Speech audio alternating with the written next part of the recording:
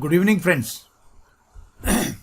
ये वाला जो वीडियो मैं आपके सामने लेके आ रहा हूँ ये एक्चुअली वॉइस का पार्ट 3 है, ठीक है ना।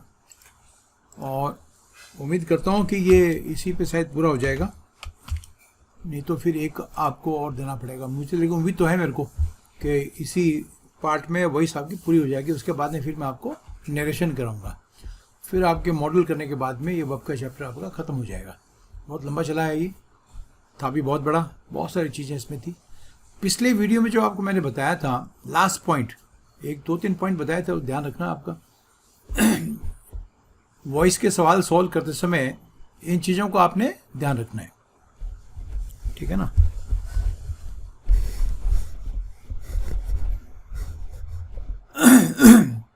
जो लास्ट पॉइंट था उसको मैंने कहा था कि जैसे कोई सेंटेंस में अगर प्रीपोजिशन नहीं है और आपको दो चीज़ों की रिलेशनशिप बतानी है कि कौन सी, जैसे इसमें कंटेन के साथ में इनका प्रयोग करना आपने, पैसिव फॉर्म में, एक्टिव में नहीं होता वो, तो थोड़ा सा अगर ध्यान देंगे और बोलेंगे तो आपके इंग्लिश भी आपकी अच्छी होगी, ठीक है ना। अगर मुझे कहना हो कि this suitcase contains my old clothes, तो मैं कहूँगा my old clothes are contain in this suitcase या बॉक्स, है ना। एक सेंटेंस मैंने दिया था, या दूसरा ले लो, बच्चे के जो एंटिक्स समझते हो, एंटिक्स जो बच्चे अपना अकेले खेल कूद, छोटा सा बच्चा हो, 2.5-3 साल का, खेल रहा है, बोल भी रहा है, कुछ हो, पास में कोई नहीं है, अकेला ही है, तो बड़ा आनंद आता है उसको देख के। तो मैं, ठीक है, तो अगर मैं आपको ये कहूँ द चाइल्ड्स एंटिक्स अम्यूज मी, तो इसका पैसिव फॉर्म बनाते समय अम्यूज के साथ में आपको प्रीपोजिशन लगाना पड़ेगा, ठीक है ना।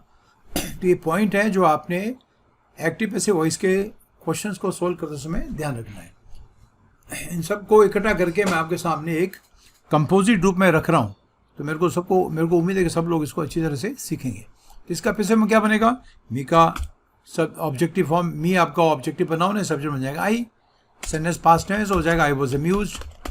अब आपको यहाँ लगाना पड़ेगा एट या बाई।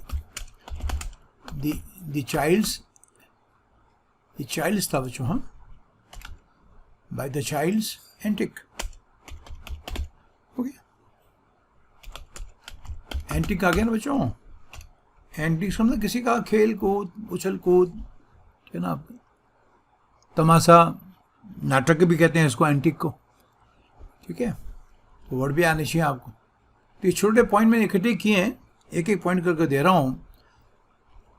दूसरे बच्चों को मेरा जो अनुभव है, दूसरी प्रॉब्लम तब आती है जब पैसिव बनाते समय जो आपका ऑब्जेक्ट होता है, नाउन, उसको आप सब्जेक्ट बनाते हो, लेकिन आपको पता नहीं लगता है कि ये जो सब्जेक्ट बना है अभी, जो पहले ऑब्जेक्ट था, ऑब्जेक्ट तो ऑब्जेक्ट होता है ना, उसके हिसाब से तो वर्ब नहीं आती। तो एक्टिव फॉर्म में तो वर्ब आएगी सब्जेक्ट के हिसाब से, तो एक्टिव में तो सब्जेक्ट कुछ और होगा। मैं उदाहरण के साथ में बोलता हूँ आपको, तो सपोज करो सिंपल एक साधारण उदाहरण, जो ये तो सबको आता है वैसे already, he is grazing the cattle, ठीक है ना। अब इसमें ही सब्जेक्ट था, तो आपके साथ में वो आपकी इज लगी हुई है, सेंटेंस आपका प्रेजेंट कंटिन्यूस का है।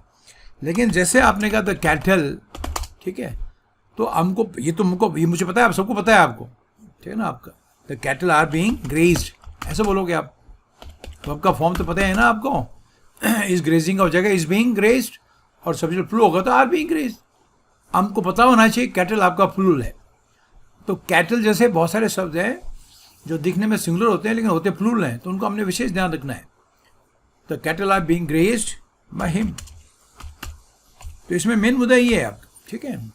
अगर मैं आपको सेंटेंस दूं, he brought up his spring, he brought up his offspring with love and care, बड़े प्यार से, ध्यान से उसने अपने बच्चों को बड़ा किया। अगर किसी स्टूडेंट को ये नहीं पता है कि ऑफस्प्रिंग अपने आप में प्लूरल होता है, दैट्स राइट, ध्यान रखना, ठीक है, तो फिर गड़बड़ हो जाएगा, ब्रॉट अप जो है आपका फ्रेजल वर्ब है, ये ट्रांजिटिव फ्रेजल वर्ब है, उसका ऑब्जेक्ट हो गया हिज ऑफस्प्रिंग, वो सब्जेक्ट बन जाएगा। सेंटेंस पास्ट टेंस का है, अब आपने वाज लगाया तो ये गलत हो जाएगा, क्योंकि ऑफस्प्रिंग इसमें प्लूरल है। His offspring were brought up, बाकी same, with love and care. और ही को बाई के फैक्टर में लगा तो डूअर है, पैसिव फॉर्म बनाते समय आपने ध्यान रखना है कि जो बाई के फैक्टर में होता है वो सब्जेक्ट बन जाता है। मेरी बात समझ पा रहे हो आप? तो छोटी चीज़ें दिमाग में बैठानी है मैंने, क्योंकि उल्टा भी आ सकता, जरूर नहीं है आपको एक्टिव से पैसिव, अगर पैसिव से एक्टिव बनाने भी सीखना आपने, ठीक है ना आपका। तो अगर किसी बच्चे को ये नहीं पता कि ऑफस्प्रिंग आपका प्लूरल नाउन है, तब गड़बड़ होने के चांसेस होंगे, ठीक है। एक मैं सुनने देता हूँ आपको। The court issued summons.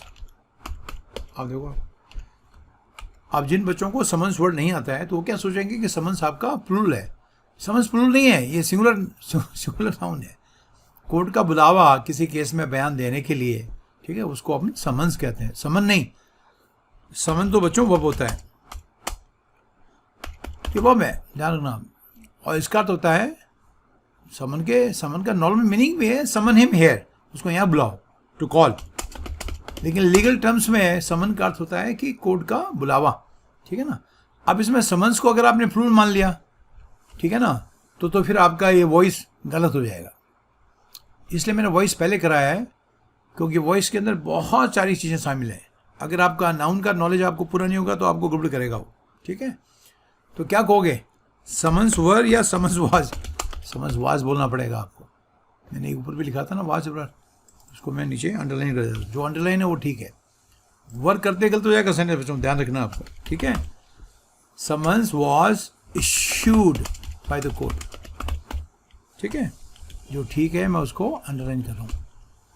I hope आपको समझ आ गया बच्चों, ठीक, ध्यान रखना आपका, ठीक है।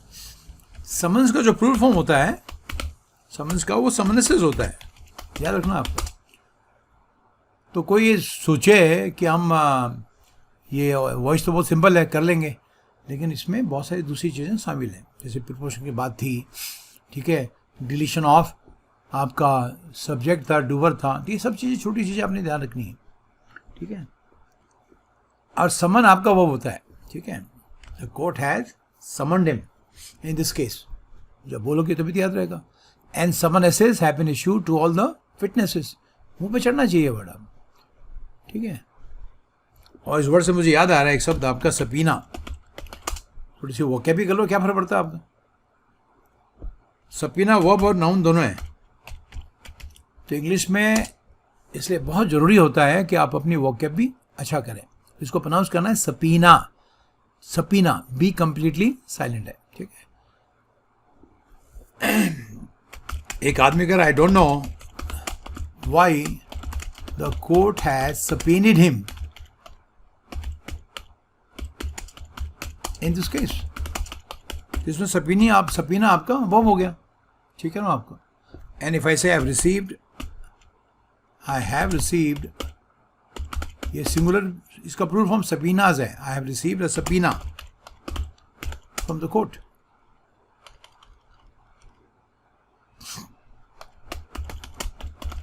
मुझे कोर्ट से समन मिला है, ये कभी फिलहाल में काम आया हुआ भी एग्जाम में ये, तो आपका इसका सिनोनिम समन है, कमन नहीं, सॉरी समन। समझ आगे बच्चों को नहीं आया? तो इसलिए नाउन का भी ध्यान रखना। अगर नाउन आपको अंडरस्टैंडिंग नहीं है ना तो गड़बड़ हो जाएगी, ठीक है। जैसे आपको मैं अगर आपको कहूँ ही एनॉयड, एक आदमी ने कुछ बोल दिया और उससे जो है वो लोकल चर्च के लोग, पादरी लोग नाराज हो गए। ये annoyed the clergy of the local church. उस एरिया का चर्च था, उसके जो प्रीस्ट थे वो नाराज हो गए। तो क्लेर्जी अपने आप में प्लूरल है। अगर ये आपको नहीं पता होगा तो पैसिव फॉर्म भले आपका टेक्निकली सही बनाया हुआ हो, गलत हो जाएगा आप, ठीक है। तो एनॉय का जो ऑब्जेक्ट क्लेर्जी है तो सब्जेक्ट बन जाएगा the clergy of the local church. अब आपको वर्ब बोलना पड़ेगा, were annoyed by him. Was कर दोगे सर गलत हो जाएगा।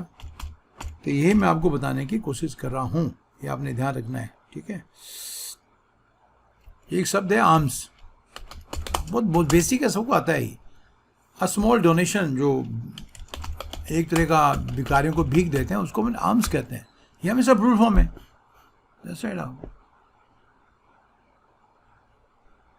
तो हमको ध्यान रखना है कि ये आम तो होता ही नहीं है, अगर मैं इसको आम ऐसे लिखूंगा रेलियाँ लग जाएगी। कंप्यूटर पढ़ाने के तो फ़ायदा होता है, ठीक है ना। अगर कोई चीज़ गलत होगी तो उसमें रेलियाँ लग जाएगी, है ना। तो अगर ये सेंटेंस ऐसा हो कि he never gives arms to the poor, तो उसका पैसिव फॉर्म क्या बनेगा? आप बोलोगे आर्म्स आर, इज नहीं, आर नेवर गिवन, ठीक है ना, to the poor by him. क्योंकि उसमें जो सेंटेंस में होंगे, ध्यान रखना बच्चों, और पुअर का पुअर्स नहीं होता है, द पुअर्स नहीं होता है, the plus adjective plural noun बनता है। तो उसमें मेरे कहने मतलब ये है कि इसमें एक ही चीज़ का टेस्ट नहीं होता है, बहुत सारी दूसरी चीज़ों का टेस्ट भी हो जाता है।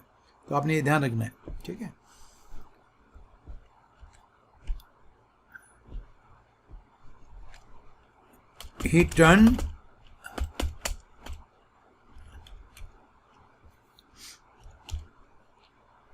He turned the annals inside out. Annuls का तो रैकेट्स, एनल्स का मैं मीनिंग ही लिख देता हूँ। इसका मीनिंग होता है रैकेट, समझते हो आपका? ओके, अभिलेख, दस्तावेज, पुराने। ही turn the anal inside out, inside out का तो होता है पूरा, उसने उसको उधेड़ दिया पता अलग करने के लिए, ठीक है। He turn the annals inside out to find the name of his great grandfather. तो सारे उसने उल्टे पुल्टे कर दिए ढूंढने के लिए, जिस ऑफिस में ये रिकॉर्ड पड़े होंगे। अब ये हमको ही पता होना चाहिए कि एनल्स वैसे दिख रहा है, एनल्स अपने आप में प्लूरल फॉर्म में बता रहा हूँ, नहीं पता तो होना चाहिए प्लूरल है, ऐसा ही आप।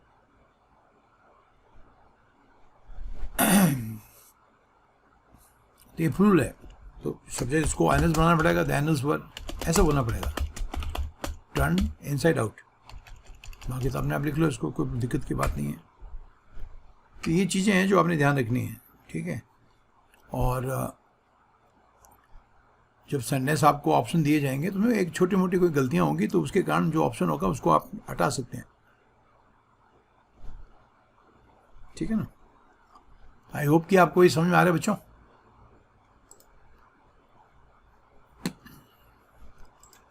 अब जो करेंगे कि आपने ट्रांसफॉर्म कैसे करना है उन सेंटेंसेस जिनमें ट्रांसफॉर्मिंग सेंटेंसेस इन विच, अच्छा ऐसे शॉर्ट लिख देता हूँ, यूजिंग विच व्हाट एक्सेट्रा, ठीक है।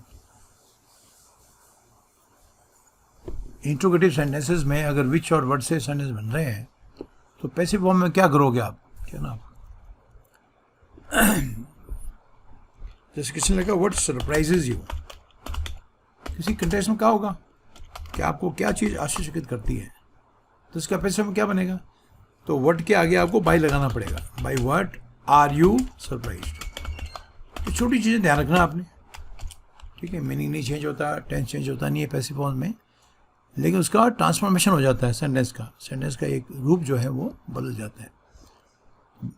What are you, what surprises you, तो आप कहोगे by what are you surprise.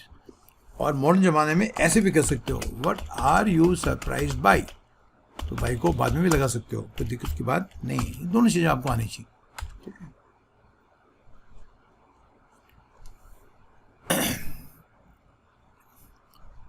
लेकिन हमेशा बाई मत लगाना, याद रखना आपको, इसमें सरप्राइज आपका डूअर है जो आपको सरप्राइज कर रहा है। सपोज आपको मैं कहूं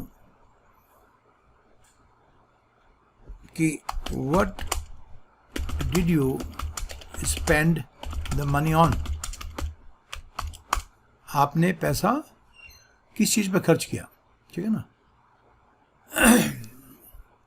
तो अभी पीछे ऑन लगाओ ना बच्चों, तो ऑन व्हाट आप कह सकते हो, ठीक है ना। और ऑन को पीछे भी लगा रहने दे सकते हो आप, इसको ऐसे भी कर सकते हो, ऑन व्हाट, ठीक है ना आपका, the money was spent on. बाकी जो चीज़ें हैं बाई यू कह दो लास्ट में।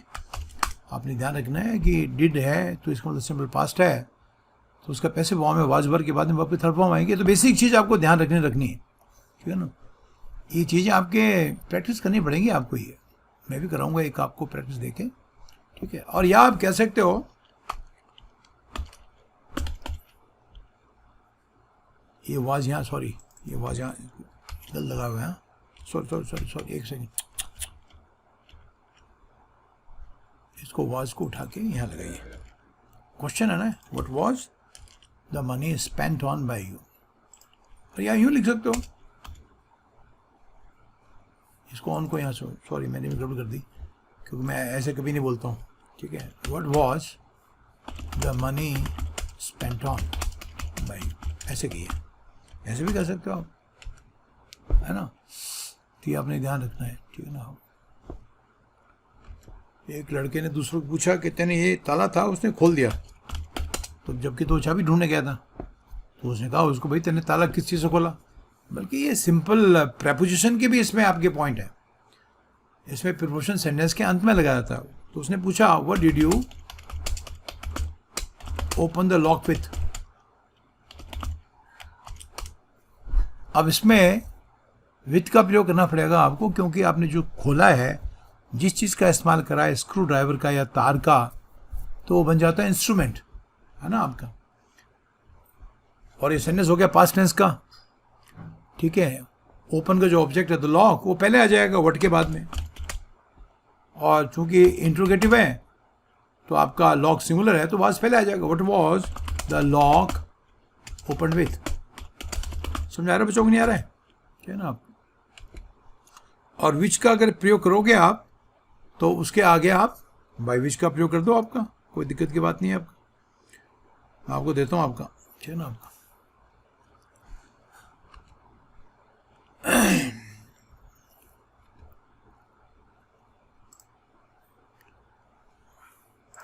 अगर मुझे पूछना आपको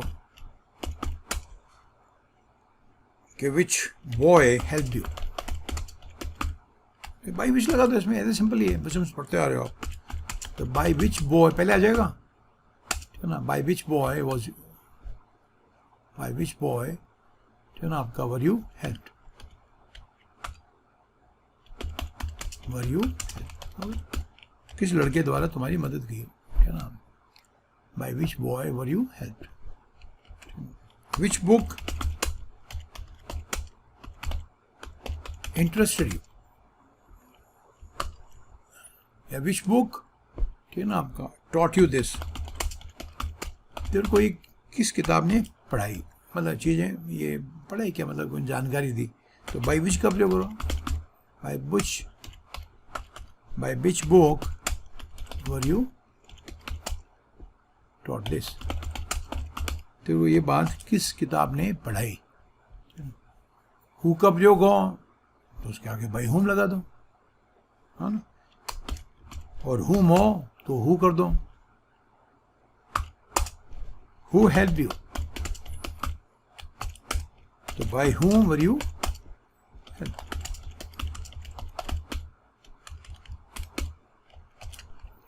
ठीक है। और इस सेंटेंस अगर हुम से शुरू हो, हुम डिड यू हेल्प, हुम का प्रयोग ऑब्जेक्टिव फॉर्म में करते हैं, हु का प्रयोग सब्जेक्टिव फॉर्म में। हुम डिड यू हेल्प,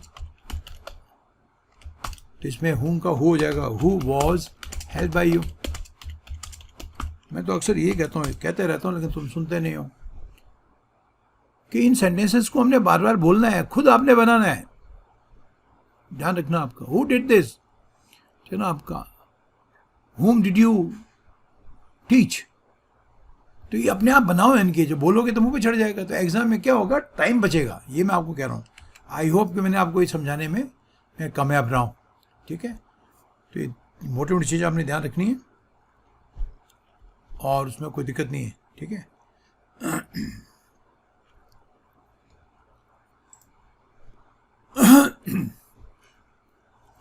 अब हम देखते हैं कि आप इंटरोगेटिव सेंटेंस को कैसे ट्रांसफॉर्म करोगे। इंटरोगेटिव सेंटेंस दो तरह के हो गए, हु वाले तो हो गए WH के। अब जो हेल्पिंग वर्ब से बने हुए तो क्या ना, तो हेडिंग लगा देता हूँ मैं, ट्रांसफॉर्म कहता हूँ तो इसका मतलब क्या हो गया, एक्टिव से वही अपना पैसिव और पैसिव से एक्टिव, ठीक है ना आपका। ट्रांसफॉर्मिंग इंट्रोगेटिव सेंटेंस लगा दो, इंट्रोगेटिव सेंटेंसेस, ठीक है, beginning with A helping verb. उनको आप कैसे करोगे, बस साथ ध्यान रखना है कि उसमें सारी वर्ब्स आपकी ट्रांसलेट होनी चाहिए आपको, ठीक है। सपोज करो मैं आपको पूछूं डिड यू डू इट, इसका आप कैसे करोगे? Did you do it. एक तो इसका आपने ध्यान रखना है कि अगर कोई सेंटेंस डिड से शुरू हो रहा है, ठीक है ना, तो पैसिव फॉर्म में या वाज और वर से शुरू होगा वो, ठीक है, सब्जेक्ट के मुताबिक। इसमें करने वाला यू है ना, और इसका ऑब्जेक्ट इट है, तो इट तो सब्जेक्ट बन जाएगा। आप तो किससे शुरू करोगे? तो ये कहोगे was it done by you. तो ये बोलोगे तभी तो दिमाग बैठा कि डिड आ रहा है, डू आ रहा है, तो ये अगर डू से सेंटेंस बन रहा है तो मेरे को इशारे में लगाना है। एम तब लगेगा जब सब्जेक्ट आई बनेगा, अदरवाइज सिंगुलर है तो इस लगेगा, प्लूरल है तो आर लगेगा, ठीक है। इफ आई से डू यू हेल्प हिम, तो किससे शुरू करोगे? हिम जो ही हो जाएगा तो उसका हिज लगेगा, is he help by you.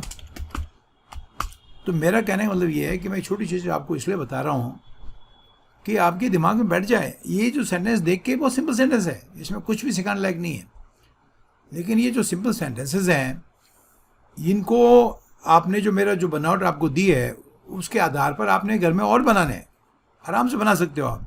तो ध्यान ये रखना है कि जो आप वर्ब इस्तेमाल करो, ठीक है, वो आपकी ट्रांसिटिव हो, ठीक है ना। That's right.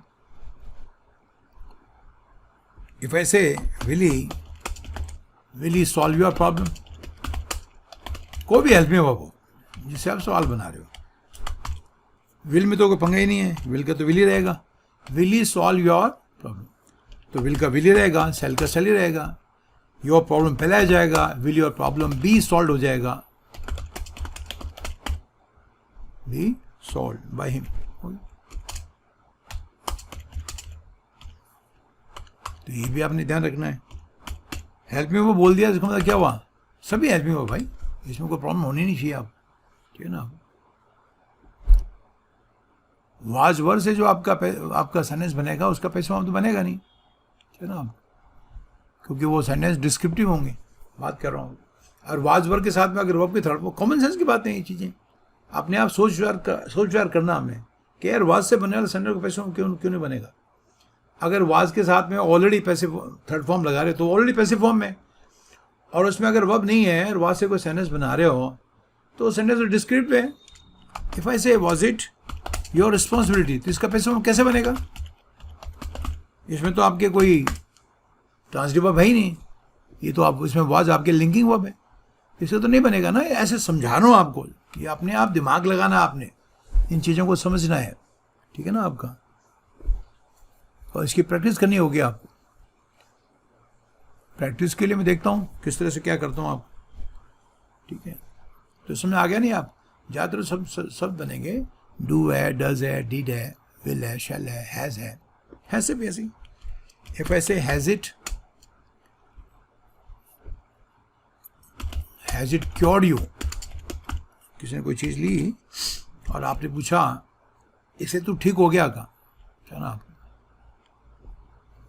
अब इसमें सब्जेक्ट इट था और अब पैसिव फॉर्म में सब्जेक्ट आपका यू हो जाएगा, तो हैव का इस्तेमाल करना, तो कैसे कहोगे? और हैव के साथ बीन का इस्तेमाल करना पैसिव फॉर्म में, ये तो अपने दिमाग में रखना है आपका। तो have you been cured by it, है ना, have you been cured, it क्या हो जाएगा? इट तो डूर हो गया, बाद में इट के फैक्टर में आ जाएगा, have you been cured by it हो गया। तो आई होप कि मैं आपको समझा पाया हूँ, ये इसका आपने ध्यान रखना है, ठीक है ना।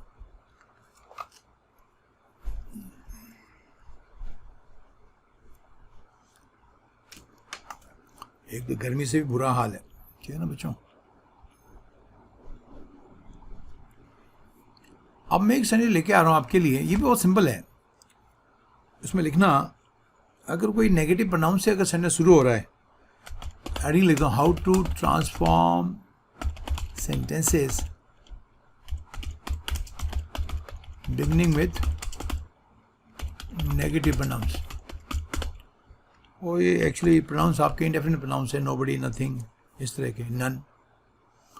इनको कैसे करोगे? तो एक चीज़ का ध्यान रखना, मैं बताता हूँ अभी अगर मैं आपको नोबडी कैन डू इट, ठीक है ना, तो एक तो नोबडी बाई के फैक्ट, बाई नोबडी आप नहीं कर सकते, तो नोबडी का जो नेगेटिविटी है वो वर्ब में आ जाती है।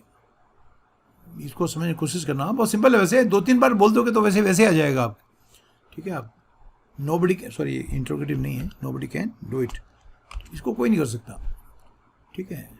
तो डू का जो आपका ऑब्जेक्ट है इट हो जाएगा, इट पहले आ जाएगा कैन डू का, और वर्ब नेगेटिव हो जाएगी, ध्यान रखना, क्योंकि नोबडी के अंदर नेगेटिविटी है ना बच्चों, तो वो वर्ब को नेगेटिव बना देगा। ये आपको बोलना पड़ेगा it can not be done, और बाई के फैक्टर में आएगा बाई एनीबडी। मुझे पता है आपको ऑलरेडी आता होगा, लेकिन मेरा तो काम है इसमें सब कुछ बताऊँ आप सबके एक एक दो उदाहरण देता हूँ ताकि आपको ध्यान रहे, ठीक है। नोबडी कैन डू इट का पैसिव फॉर्म बनेगा it can not be done by anybody. बाकी तो जो नियम है उसके वो क्यों वो रहेंगे। कैन डू का पैसिव होगा कैन बी डन होगा ना आपका, चूँकि जो नेगेटिव प्रोनाउन है, इंडेफिनिट प्रोनाउन नोबडी, ठीक है, तो उसकी जो नेगेटिविटी है वो में आ जाएगी, ठीक है, चाहे सेंटेंस कैसा भी हो। सपोज करो आपको कहूँ मैं नोबडी विल हेल्प यू, लेकिन वो ट्रांसलेट होनी चाहिए, ध्यान रखना आपको, ठीक है ना। नोबडी विल हेल्प यू, ठीक है, तो यू आपका अभी सब्जेक्ट हो जाएगा आपका। You will not be help, अब आप कहोगे ना कि ये वर्ब नेगेटिव कैसे हो गई, तो नोबडी की जो नेगेटिविटी है वो वर्ब में आ जाएगी, will not be help by, और ये हो जाएगा एनीबडी, ठीक है ना। ये नहीं करना you will be help by nobody, गलत हो जाएगा। तो ये चीज़ आपने ध्यान, छोटी मोटी सब चीज़ें ध्यान रखनी। कोई भी हो, नथिंग विल चेंज हिम, उसको कोई चीज़ चेंज नहीं कर सकती, ठीक है। तो he will not be changed, तो बोलना ही चाहिए बच्चों, बाई एनीथिंग, सिंपल सा मामला है, ठीक है ना। None saw her in the parlour, parlour में किसी ने उसको देखा नहीं, ठीक है, तो बाई नन थोड़ी होता है, भाई एनीवन हो जाएगा। आप बात कर रहा हूँ आदमी के लिए, पार्लर स्पेलिंग ठीक है, हाँ मैंने कह रखा आपको, अमेरिकन जनरली ओ यू इस्तेमाल नहीं करते, वो ऐसे लिखते हैं, लेकिन हमने ओ यू लिखना है, ये आपकी ब्रिटिश इंग्लिश है, ठीक है। नन सॉ हर, तो हर का जो सब्जेक्ट बनेगा सी हो जाएगा, ठीक है, और सेंटेंस पास्ट टेंस में है तो सब्जेक्ट सिंगुलर है तो वाज सीन हो जाएगा। अब वॉज के साथ में नॉट को जोड़ना पड़ेगा, क्योंकि नन का जो नेगेटिविटी है वो में आ जाएगी, she was not seen by anyone in the parlour, या इन द पार्लर पे लिख दो, she was not seen in the parlour, फिर मेरी बात समझ आ गया बच्चा, बाई एनीवन, और एनीवन जो आदमी के लिए होता है तो दोनों को मिला के लिखना चाहिए, अलग नहीं, एनी और वन साथ लिखिए आप, she was not seen in the parlour by anyone. मोटा मोटा बच्चों समझ आया कि नहीं आया आपको, ये चीज़ें आ गई ना आपका। Nobody can change history, history cannot be changed by any, मतलब ये तुम बोल लोगे तो इंग्लिश में ऐसी भी अपनी ऑटोमेटिक हो जाएगी, ध्यान रखना। मुझे लग रहा है कि मुझे इसका एक वीडियो और बनाना पड़ेगा, तो उसमें मेरे को उम्मीद है कि उसमें समाप्त हो जाएगा, और मैं ज़्यादातर 30 मिनट से ज़्यादा नहीं बना रहा हूँ। तो आई होप कि आपका वीडियो पसंद आया होगा। इन सब चीज़ को ध्यान रखो, ये बहुत इंपॉर्टेंट चीज़ें हैं। मैं इसमें आपको एक वो भी दूंगा, छोटी सी गलती से आपके नंबर जा सकते हैं। कभी कभी कंपटीशन इतना टफ होता है कि थोड़ा सा अंतर भी बहुत अंतर ला देता है। 2 नंबर आपको जो है ना आपका 20,000 लोगों को ऊपर और 20,000 लोगों से नीचे डाल सकता है। इसकी गणित भी आपको आनी चाहिए, ध्यान रखना आप, ठीक है। तो बच्चों अगर आपको पसंद आया तो इसको लाइक करें, शेयर करें, ठीक है। और मेरे चैनल पे नए हैं वो इसको सब्सक्राइब करें, और रेड उसको क्या कहते हैं, कौन सा बटन रहता है उसको भी दबाएं, ठीक है। और ताकि मेरे इसके जो वीडियो पब्लिश होते हैं उसके नोटिफिकेशन आप तक पहुंच जाए। See you in the next video then, thank you.